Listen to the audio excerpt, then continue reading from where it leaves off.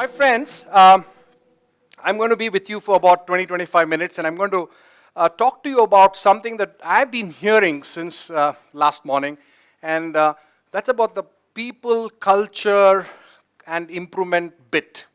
So I'm going to touch a few points relating to this. The first thing I want to tell you is that when you talk of change, transformation, improvement, any of these big words, excellence, etc., etc., I think the most important word is HABIT, habit. Nothing changes, no transformation happens, no excellence is achieved unless we are able to change our habits. Yeah? And this journey from our current habits to better habits, this journey from current habits to better habits is called continual improvement, or we call it in Japanese kaizen. Kai means change and zen means better. So kaizen means change for the better. It's a philosophy, it's a way of thinking where we always find ways to make things better. Are we okay? So that's the meaning of kaizen. Now, kaizen helps you move from your current set of habits to better habits. And I just want to dwell on these habits for a few more seconds. Do you think all of us in this room have habits? Yeah? All of us, all human beings have habits. Yeah? Yeah? And how many types of habits? How many types of habits in this world? Two. Which are those? Good habits, bad habits. Huh? Habits that work for you, thank you. Habits that don't work for you. Good and bad habits. Precisely the way you and me have habits as individuals, do you think organizations have habits? Yeah? So organizations also have habits. How many types of organizational habits? Again, two. Yeah? Habits that work for the organization and habits that don't work for the organization. So I just wanted to tell you that habits are with individuals and also with organizations. And I'm going to pause here and ask you a question. How do you define a habit? What is a habit? When you repeat something, it becomes a habit, agreed. But what is a habit? Have you ever thought of it? Triggered by something. Yeah, it gets triggered by something. Absolutely. Absolutely. So habit is something that you do effortlessly. Habit is something that we do effortlessly. There may be physical effort, but there is no mental effort. It becomes part of your DNA. When you start driving a car, there is a lot of mental effort and physical effort. You're looking at the accelerator, you're looking at the brake, yeah? And you're very conscious. But as you start, it becomes a habit for you. You don't have to look at the accelerator, you don't have to look at anything. You could be on your cell phone, texting and driving. Thank you. Yeah? So, a habit is something that you do effortlessly. And the real challenge for change management is how do you build those habits? How do you bring safety, how do you make safety, for example, effortless? Quality, effortless. Hygiene, effortless. Data entry, effortless. How do you build those practices? How do you build those habits? I think that's a real challenge. Because when you build habits, and in an organization, if you take various habits, some good, some bad, a bunch of habits is culture. I'm going to give you 10 seconds to think about it. Does that make sense? Sure. Habit, a bunch of habits is culture, and we've been talking of culture. Culture is nothing but group behavior. When all of us in this room behave in a particular way, we respond to a stimulus, to an environment in a particular way, that's called culture. Yeah? So we talk of American culture, African culture, Asian culture. I go to Ethiopia very often, and Americans say hi. In Ethiopia, the two Ethiopians, when they meet, they say hi by hitting each other's shoulders. Yeah? And if you're very friendly, you have dislocation. Yeah. Yeah? So they go, that. That's a habit. And everybody does it. That becomes part of their culture. Ethiopian welcome culture. Yeah?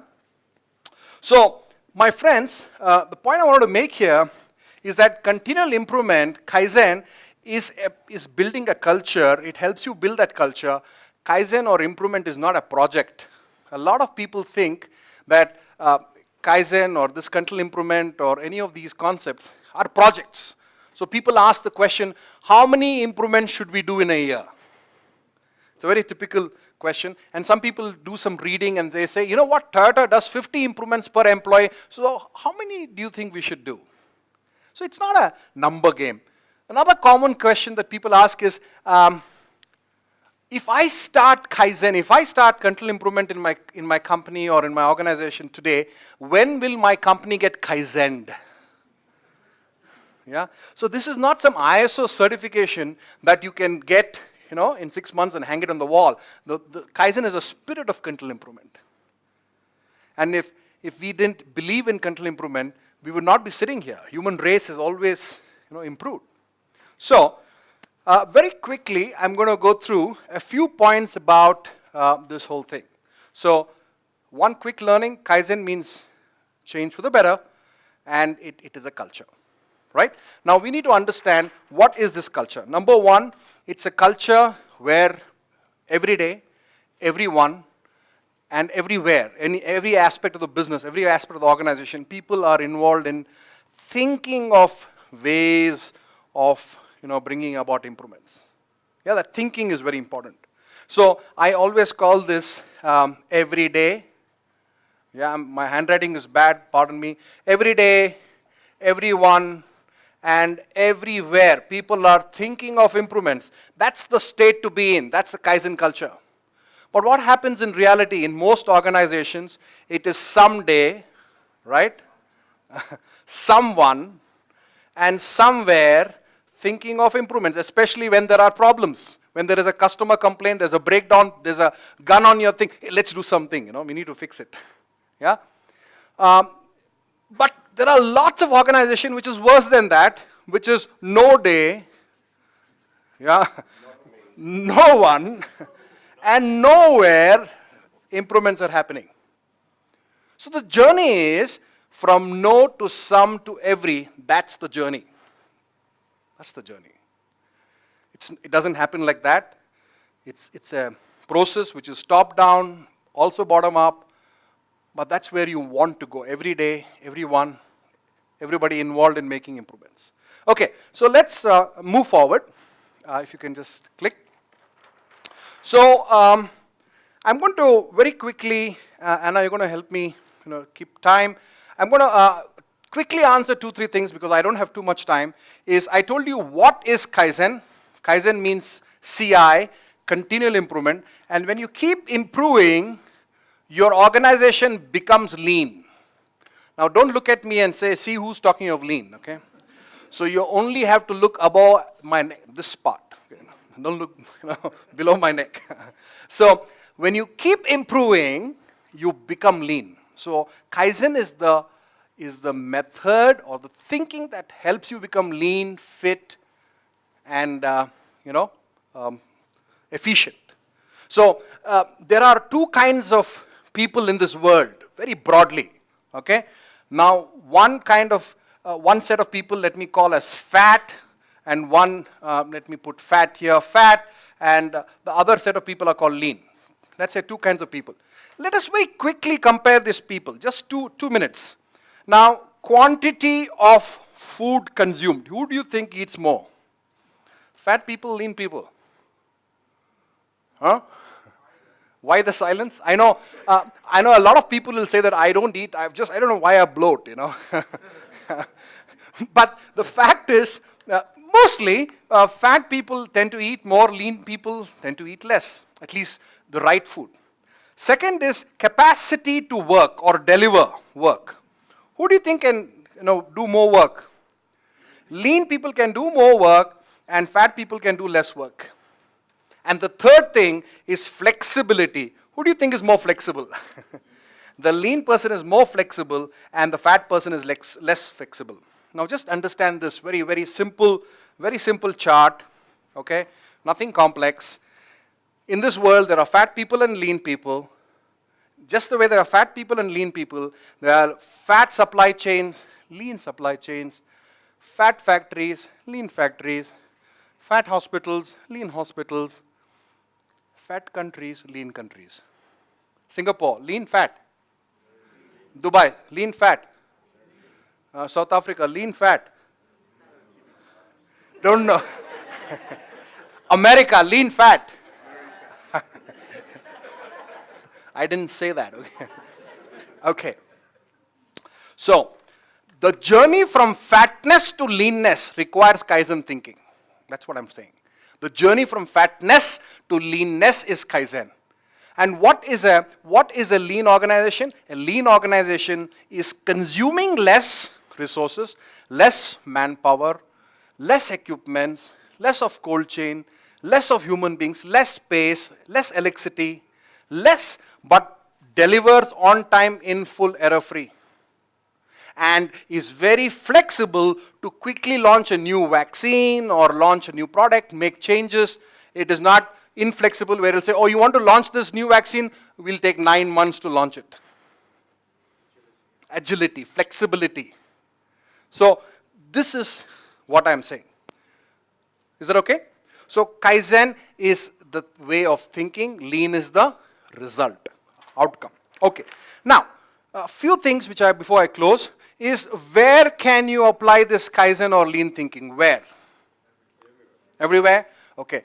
Masaki Imai, the man who started the Kaizen Institute, my chairman, my guru, if he was here and if you said everywhere, he will say that is the biggest disaster you can do, is to apply it everywhere. Because Kaizen is focused improvement. Anyway, I understand what you mean by anywhere. Everywhere means you can apply this in banks, hospitals, manufacturing, of course. In some of these elements can apply in your own home, in offices, yeah? But I'm not talking of that, okay? How many of you in this room can swim? Fantastic. So, you can swim, right? So, did you learn swimming through correspondence course? Oh, sorry. It must be online. Online? It was not online. So, how did you learn swimming? Swam. Oh, where? In the water. In the pool, maybe in the river. So, the first thing that you need to understand that if you want to improve, if you want to solve a problem, if you want to make a change, if you want to do Kaizen, if you want to become lean, the first step is you have to go to the Gemba. This is very important. This is the first rule. It's a Japanese word, don't worry. Gem means real and ba means place, so Gemba means real place. So the first step is shut up, leave your ivory towers and go to the field, go to the real place. If you are a leader, you have to go, because if you have to win a war, it's the commander or whatever you call it, the admiral or I don't know, the higher, the general should go to the front line. If the soldiers have to come to the general, they say normally it's too late, right? So real place. When you go to the real place, why do you go to the real place? So number one, you can meet the real people. Who are the real people? The value creators, the people who give the vaccines, who count the vaccines, who carry the vaccines, whatever, the frontliners, the value creators. When you meet the real people, you will understand the real situation. What is happening there? You will be able to collect real data. You getting my point? Wait, how do you get real data?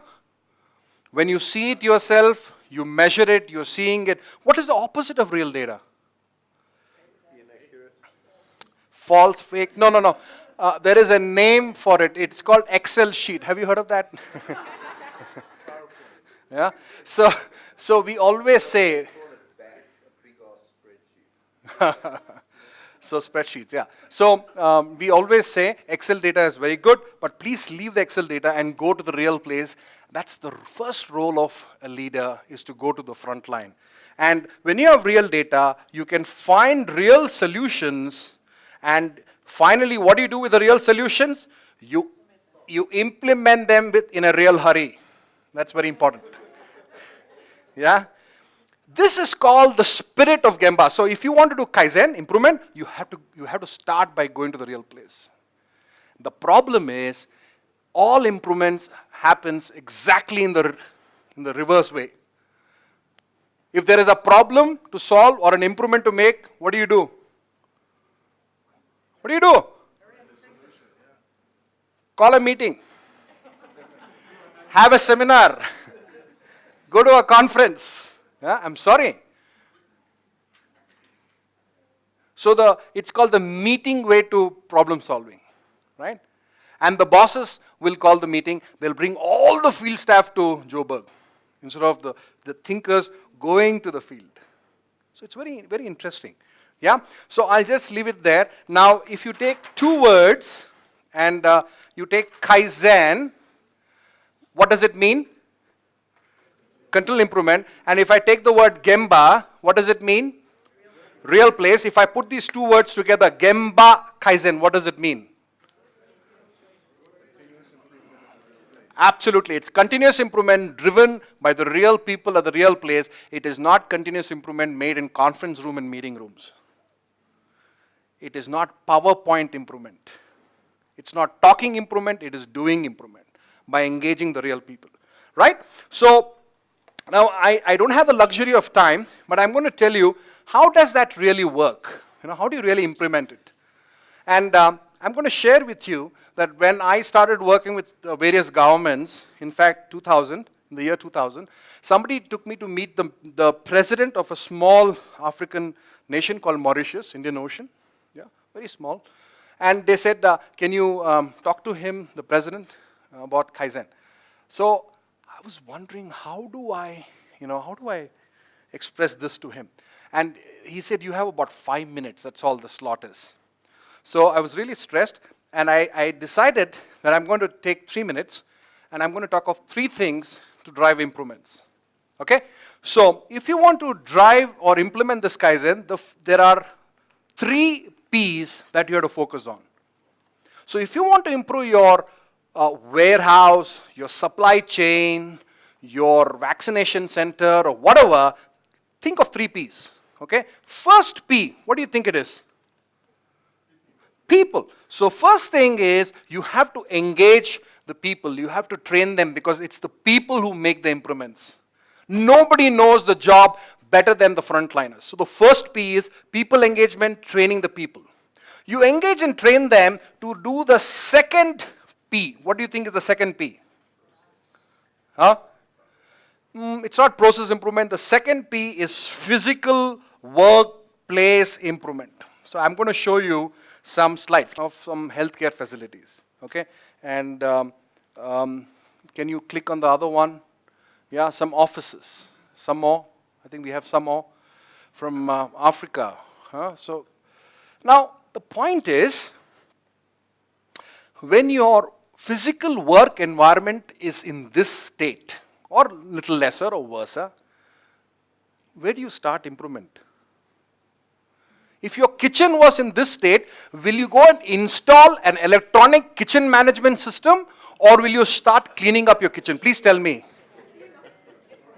Okay, so my very simple submission is, shut up and first make your workplace clutter-free, clean and organized. If you don't do that, you have no right to implement a complex software on it. No, sorry. So the first step is to improve your physical workplace. Make it surge-free, count-free, air-free, dirt-free, rodent-free, dust-free. And there's a technique for it. Okay? And the third P is then what we call as process improvement, where you map processes and try to make the processes simpler and efficient. And I will talk about process improvements. So, 3 P's. 3 things that you have to improve. So if you are an owner of an office, owner of a restaurant, owner of a vaccine center, a hospital, clinic, and you want to improve that place, what will you do? First thing is what? Engage them. Call them and say, hey, can we improve? Do you want to be part of this? Train them. What will you train them on? Some tools on making physical improvements. And then some tools on making process improvements. Very simple. Improvement, Kaizen, lean, change is not rocket science. It's common sense, but applied uncommonly well. That's the challenge. Yeah? And many times, we also talk of a 4th P, which is called policy. Because many times, policy precedes processes. So sometimes we talk of a 4th P. But policy cannot be changed by everybody. It can be changed only by a high power group of people. So I'm just going to I have 5 minutes? 10 minutes? Okay, good. So I'm going to very quickly touch on these things. Okay? But before I move forward, you don't need notes. You want to improve something? What are the 3 P's? Engage people. Engage them to do what? Physical workplace improvements. Okay? And also engage them to do process improvements. If you do this, you are on the continuous improvement journey already. And when you do much of this, keep doing this, it becomes, the organization becomes lean, fit, and efficient. Okay? Is it okay? That's what that is. Okay, so now let's look at some things about 3 Ps. So there are various tools. Let's go to the tools. So there are a lot of tools. When you have a leaking tap in your house, you call the plumber, right? So the plumber comes in with hopefully with a toolkit, yeah? When he comes in, what is his vision? What is his objective, his goal? Stop the leak.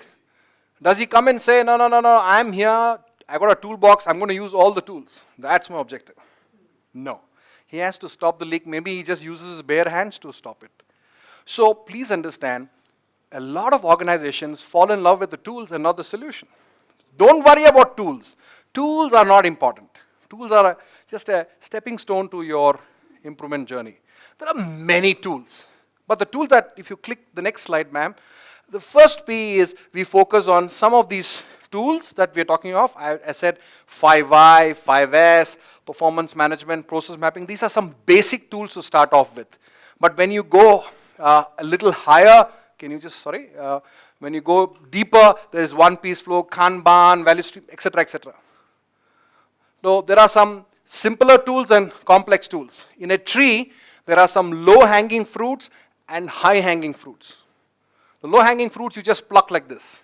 For the high-hanging fruits, you need a ladder, right? So you pluck the low-hanging first. For the high-hanging, you have more data analysis, data crunching, etc. Right? So I'm just talking about the basic tools first. Okay. Quick look at the first P. Okay.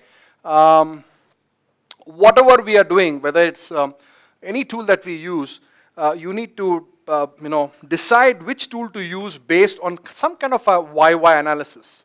Okay. So many a times, what you see is the effect, the cause is somewhere else. So actually they say Kaizen is a journey from effect to the root cause. And that requires some kind of YY analysis. We call it 5Y analysis or 6 Ys or 4 Ys, whatever you have. So once you reach to the cause, the root cause, then you pick the tool to use. It's important. Yeah? So that's why I just wanted to quickly touch about why. There's an example here. The pharmacy is out of medicine. Why the medicine was not delivered on a weekly schedule. Why the warehouse was out of stock. Why the warehouse did not order enough inventory for the current demand. Why the warehouse did not have visibility to a forecast of previous consumption data. So that kind of. So now you will apply a solution to this and not to this. That's what I'm trying to say. So if you solve find a solution to the root of the problem, it's a better fix. Okay, let's move forward. So I'm just going to tell you a tool that we use for improving your physical workplace. It's called 5S. I'm sure many of you have heard of it. It stands for 5 Japanese words starting with S, Seri, Seton, Saiso, Saikitsu, and Sitsuke. I've been able to convert much of this into, for example, Swahili, Kuchuguwa, Kupanga, Kushufisha, Kudumisha, Kufundisha. Okay, so you can convert them into your language, so people understand it. It doesn't have to be Japanese. Basically, Seri means sort. Remove the unwanted from the wanted. This is first step. So, ladies, even my friends, gentlemen, when you go home, you can go to your wardrobe and do the first step, which is sort. See which dress or what piece of apparel you don't want. You're not used for 6 months. Maybe you should throw it away, donate it, give it away, or at least don't keep it in your active wardrobe area. Keep it, mothball it, and keep it far away. Maybe it's sentimental value, but keep it away. Don't keep it in the active area. So first step is remove the unwanted. Second step, if you remove all the unwanted, what remains? Hopefully nothing. I didn't say so much of sorting, yeah. I said, but remember, the sort you only apply to things. Don't apply it on your spouse, okay? So, not wanted and, please don't do that. Okay, so when you remove the unwanted, what you have is the wanted, and you apply P-E-E-P, PEEP. It's called place for everything, everything in its place. Have an address system, so your retrieval is fast. It becomes search-free. Very important for medicines, vaccines, forms, brochures. Search-free. We say that world-class is 20-second retrieval. 20 seconds you should be able to retrieve something. Yeah, that's world-class. Okay, so you removed the unwanted. You organize the wanted. Of course, you scrub, keep the workplace clean, rodent-free, dust-free. Okay, spick and span. These are the three actions. But this cleaning and organizing and removing the unwanted, you don't do it only before Christmas. Yeah? What happens if you only brush on Saturdays, brush your teeth on Saturdays? You, you lose friends, for a start. Yeah? Yeah. Yeah, and yeah, you have bigger root canal and bigger problems. Dentists become rich. Okay. What is important is to standardize. You can't do this once in a way. You have to do this, make it a habit. That's called standardize. And then you sustain it through continuous training, through some measurement, some reward, recognition. So you do it on a continuous basis. Yeah. So that's what is 5S. Let's move forward. Very quick, because I have a time constraint. But you got to remember, the 3 P's is the framework. You think of physical, people engagement, process, policy. But when you actually implement this, there are 2 things. There are actually 5 elements of driving change. First thing is true north. We call it true north. Before you start any change process, you should know why, where do you want to go? Right? You get into a taxi anywhere in the world, what is the first question the taxi guy will ask you? Try answering, I don't know. And send me a mail, he'll kick you out. But it's very funny, you go to many bosses, many organizations and ask, where do you want to go? So we don't know. I want to go home this evening for sure, but beyond that, or they will bring a very heavy spiral bound, they'll say we went 3 days to Durban and we had a strategy workshop. Please open it, it is 43 pages. We found that good companies have anywhere between 3 or 5, where do you want to go? 3 to 5, where do you want to go? Very crisp KPIs, crisp goals. Now, once you know where you want to go, the second thing you should do is make improvements. So, improve. So, you have to learn some tools. Somebody was talking of PDCA. So, we call this improvement projects. And you make improvements in the direction of where do you want to go. Make improvements. Okay. So, suppose your warehouse is not organized. It takes a lot of time to make kits or assemble your dispatch requirements, kitting, etc. And it took 1 hour to kit, and you made some improvements, and it becomes half an hour now. Very good. Very happy. You made an improvement. A team came together, made an improvement. Now, what's the second challenge now? What's the next challenge? Absolutely. You turn your back, go away, and slowly 30 becomes 35, 40, and very soon it's back to 1 hour. So improvement is one part of the story. The other part of the story is sustain, standardize. Okay? So Kaizen is you improve, you standardize. And the coin is like this. You improve, sustain, sustain. What do you sustain? You improve, standardize, standardize, improve, standardize. Then this process continues. Yeah? So you got to improve, you got to sustain. And sustain is called daily, is nothing but creating daily habits. Improvement is you improve, solve a problem, but you sustain through daily habits. Daily habits means what? We typically say meet daily, measure daily, solve daily. That is the trick of sustenance. What is it? Meet daily, measure daily, solve daily. Now daily can be weekly, bi-weekly, twice a day. Daily means often. Okay? So that is how you, through this method, you're able to maintain whatever you improve. I'll still come to your incentive thing. Now to do all this, you need to engage the leaders. Starting point is leaders. You have to engage them. You have to brainwash them, carry them. It has to start from the top. And finally, you have to put together some support or governance to make sure that this process of improvement, sustain, continues. So you need to have some support structure in the organization. So maybe a Kaizen manager, a Kaizen steering committee, a Kaizen reward system, a Kaizen audit, a Kaizen score, something which keeps this supported, right? So you need to do this. And when you address all these 5 elements, your chances of, we call it chances of change or transformation goes up.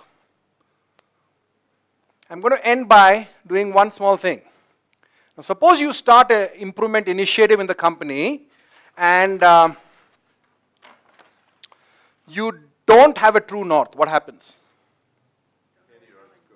Yeah, so you're just doing something. Where are you going? I don't know. Don't ask me, but we are doing this because Ministry of Health told us to do it. Yeah. Now you have a true north. You don't do improvements. You don't solve problems. What happens? You remain where you are. You do improvements. You don't sustain them. You have a yo-yo effect. You improve and you go back, slide back. You try doing all this without engaging the leaders. It won't even start. You do all this, but you don't support it. There's no governance, no roadmap, no steering committee, no monitoring, no audits. It will collapse.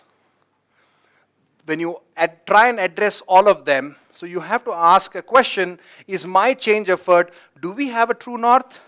Are we making improvements? Are people capable of making improvements? Are we sustaining the improvements? Is our leader engaged? Do we have a support structure? If the answer is yes, 5 times, the chances of your change getting sustained is much higher. Thank you very much. All right, so we're going to start with the definition of the process. So a process is a repeated sequence of actions that transforms inputs into outputs and leads to a valued result for a customer. So each one of these words is important and it is there for a reason. So we want our process to be repeated, which means we want it to be performed multiple times. So this means that it could be performed daily, weekly, monthly, quarterly, or yearly. It also needs to happen in a sequence. So you're going to start with your first step and then move to your second and then your third. It's also going to be actions, and it's going to transform your inputs into your outputs. So your inputs are what you're starting with, your outputs is what you're ending up with. And it also needs to be a value result for a customer, so it needs to be something that the customer wants and needs, and it also needs to have a result. So we have many processes in our daily lives and in our work lives, and some of those are listed above. What kind of processes do you guys do during your workday? Absolutely. There are processes around those. When you set up a meeting, you may go into your Outlook, and then you're going to select probably who you want to invite, where you're going to hold the meeting, and at what time. You kind of go through that same process every single time. What about placing a PO? You probably do the same thing, or purchase requisition, the same thing every time. You're probably going into a system or taking out a certain piece of paper. You're filling out similar information with maybe quantity and what it is. You're probably submitting it somewhere, whether it's electronically or another process. So we're going to move on to our process mapping. So process mapping is a tool we can use to kind of understand what we do in a process and understand each step that's involved. So there are 3 steps to our process mapping. And that's what we're going to be doing. So the first one is we're going to select a process, the different groups are going to. Then you're going to write the different steps on Post-its. And you're going to write down what really happens. Then we're going to arrange them according to flow. So you're going to arrange them for step 1, step 2, step 3. And then you're going to add further information such as times and also opportunities for improvement, or what I like to call Kaizen bursts. And then there's a few rules for when we're doing this. So we want to make sure we're mapping the actual flow, and we want to make sure that we're involving the actual people, if we can, if they're in the room, for who performs it. And then we also want to be using the subject, verb, direct object method. So you're going to start out with who's doing it. So that's going to be the position. So you want to make sure that you're saying the position, not the name, because a name, a person, can move on to another role. They could leave the organization. So we want to make sure that you put maybe site leader or something like that. Then you want to do a verb, so the action. So that could be places. And then you want to say what. So places order would be an example. So up here we have a team, LMCN team, and what they're doing is they're filling out, and what are they filling out? They're filling out a purchase requisition. So that's kind of the format we want to be using on the stickies.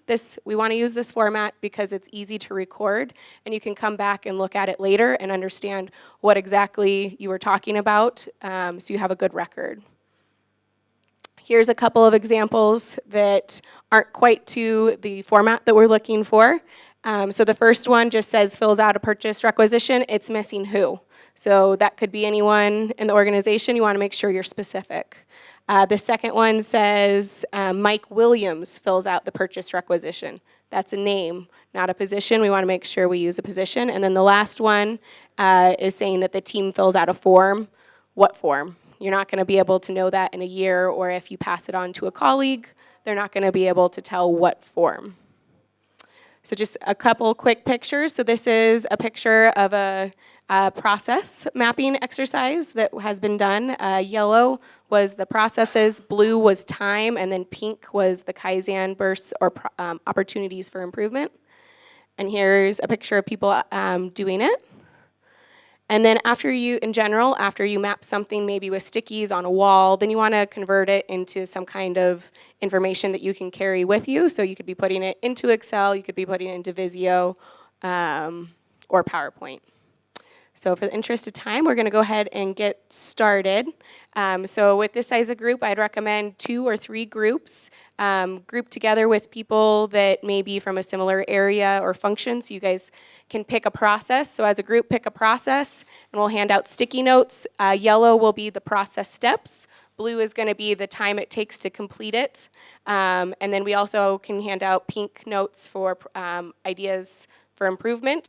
Okay, so we were mapping the forecasting process, and we started with warehouse manager gathering the data officers collate the data managers analyze data, EPI team produces a draft forecast, stakeholder agreement or consensus, then the EPI team develops a provisional plan. That's like the end stage for forecasting. So, and we said the process of gathering the data, that first step takes like 7 days. The collation of data, 5 to 7 days. Analysis, 2 to 3 days. The producing the draft forecast, 10 to 14 days. Consensus by stakeholders, 2 to 3 days. And then it takes 2 to 3 weeks to have a plan, a forecast or plan, as we put it. So that's like 2, 4, 6 stages. So our process was loading a truck. From ordering the truck to loading the truck and sending it bye-bye, okay? So we mapped out the steps that it takes. We didn't actually count how many it was, but I'll let you do that. But we also found that some of these tasks had sub-processes, so we've listed those. So we're gonna start by actually evaluating. These two things happen together. We've got the logistics officer calling transport company to order a trailer, but we have to start by evaluating the specs of what we're trying to put in that trailer. How much volume do we have, and what does it consist of? What kind of cargo do we have? How big is it? And is it going to fit in the trailer? So we're going to go with, now we're going to have the logistics manager call the transport company, if we don't have our own truck, to order a truck to come, or a trailer. So we know that that doesn't take all that long to do. This one would take us about an hour, but it's going to go through a process that we finish in about a day's time. Once we order the truck, we don't know exactly, it's not going to take a lot of time to actually make those phone calls and confirm those things, but we are going to have to wait 2 to 3 days for that reservation. We know the reservation will be confirmed, but it's going to take 2 or 3 days. So as part of this process, We have to base this information on the logistics manager giving a distribution list to the warehouse. These two processes are dependent on this information. This also has to be provided to the trucking company from the logistics manager. We move over here, we start thinking about our manpower, our labor. We've actually got to plan the time. We've got to plan workers to be able to load the truck, pick the goods and load the truck. The trailer is moved to the facility the day before it's supposed to leave. Now we're going to make a load plan. We have to know what's going in that truck. We have to know in what order it's going to come in the truck. And that's partly going to be based off of our distribution plan. Where are we taking the truck? What goes in first is going to come out last. And we also want to make sure that we're loading the truck in order of weight and volume. We aren't going to be putting things like sand on top of our microscopes. So just as an example of a load order. So you need to make a load order, you need to make a load diagram, and then it's a really, really simple process. But you need to communicate the load plan and you need to communicate the load order. And I think this was this is an important one. It can save you, this is where you save a lot of time. I've seen a truckload go from 20 people and 5 hours down to 5 people in 35 minutes. So once we've communicated, we have our labor stuff the truck. The warehouse manager verifies that what is in the truck is supposed to be in the truck, the documents are in order, and then we say goodbye. So each one of those things has a time frame attached to it. Some of these things are very, very simple tasks. They take 5 minutes. When we're talking about communicating the load order, we're talking about a 5-minute task. We want to print it out, and if we staple it to the side or tape it to the side of the truck or somewhere so that those people who are working on it can see it, 5-minute task saves us probably a ton of time. Over to you. 7 days from start to end? About 7 days from start to end, because some of these things, we've assumed that it's not necessarily our truck. And we've also assumed that the laborers are not necessarily always ours. We may have to actually bring in people. Hi. So we happen to work together on two sort of similar processes. We work on the coordinated assistance for reproductive health supplies and the coordinated supply planning group. And there is some intersection, so we decided to map out where these two groups intersect. So starting with our monthly meeting process, sometimes issues are assigned as an outcome of refer to CSP, from the CARS group to CSP. So we wanted to understand from that process. Then that issue gets flagged as being referred to the country. Usually there's a person who participates in both groups, refers it to the person who would be assigned to review that country through the other group. So that person gets an email saying, this has been referred to your group and you're responsible for reviewing it now. That country reviewer adds to their list. At which point then it falls into the usual monthly review process for the coordinated supply planning group, which starts with pulling on a monthly basis a stock level report to see where countries are, assess which ones will have potential issues within the next 6 to 15 months in terms of needing a shipment or being overstocked or understocked, assessing that. At this point, we also cross-reference the CARS agenda to make sure we're not catching overlaps within those two issues and pull those issues off. The monthly report gets emailed to the people who are assigned to review each country on a monthly basis. The country reviewers assess all of their available data sources to understand and assess the situation and determine if action is needed for that specific issue. At this point, we sort of have an if there is an issue that does need to be assessed and there's action needed, it gets added to a different information management tool that we use, and then they seek the additional information. Alternatively, if it's not something that needs any action, it gets mailed back saying it's not something that needs to be addressed this month. So, well, we started out just some of these things, it's not necessarily how much time they take, but usually what the turnaround time is. So some of these things, 1 hour, 1 day. Most of these are pretty quick issues. I think the longest period takes place around here where you have to go out and seek additional information and wait until the next time the group comes together. So altogether, we have a monthly process in place, but different pieces it doesn't take a month. All right, so the process we mapped was procurement of vaccines from UNICEF for Mozambique, and this is not an indictment against Mozambique. It could be any country.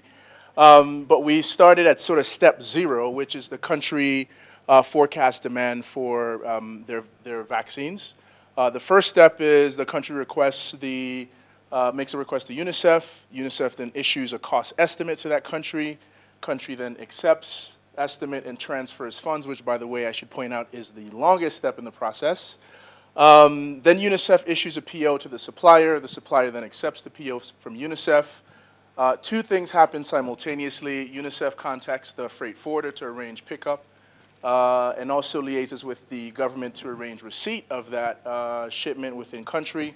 Then the freight forwarder actually arranges the pickup and delivery, sends confirmation back to UNICEF, who then liaises to the country to confirm the shipment details of the shipment, and then freight forwarder finally delivers shipment to the country. Total process time, we recognize that there's a huge amount of variability in each of those processes. So on the low end, it can take as low as 35 days, but up to 85, to which, like I said, the majority of that process time is really around the country accepting the cost estimate and transferring the funds to UNICEF. So we think sort of big Kaizen opportunities around, understanding what are the challenges in procuring funds from the government and getting donor funds and transferring that to UNICEF. Fantastic. So our aim here is to deliver the vaccine.